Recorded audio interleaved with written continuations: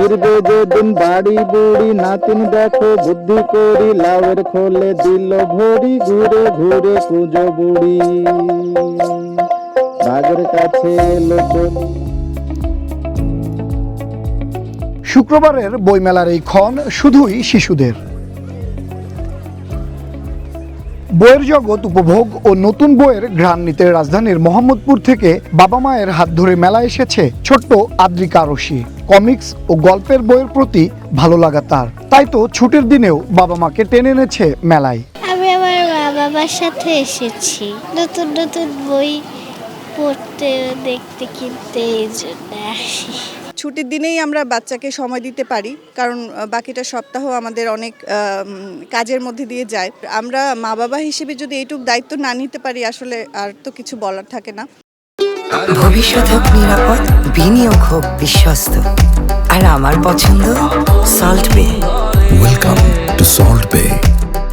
বইমেলার শিশু প্রহর ঘিরে আদ্রিকার মতো আরো অনেক শিশুই বাবা মার হাত ধরে এসেছে বইমেলায়। ঘুরে ঘুরে দেখছে কার্টুন, কমিক্স বই, ছোট গল্প কিংবা ভৌতিক বইয়ের সারি। কেউ আবার কিনছে ড্রয়িং বুকও। ছবি আঁকার বই, ড্রয়িংয়ের, বাংলা বই, ভূতের বই, গল্পের বই, এগুলো। এই মানে গল্পের, তারপরে ভূতের, এরকম।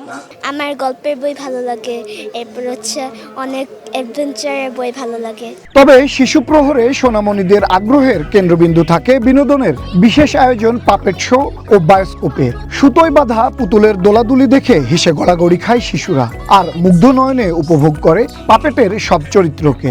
এর পাশাপাশি বায়োস্কোপের লেন্সেও শিশুদের ভিড়। বইয়ের পাশাপাশি শিশুদের বাড়তি আকর্ষণ তৈরি করছে এসব আয়োজন।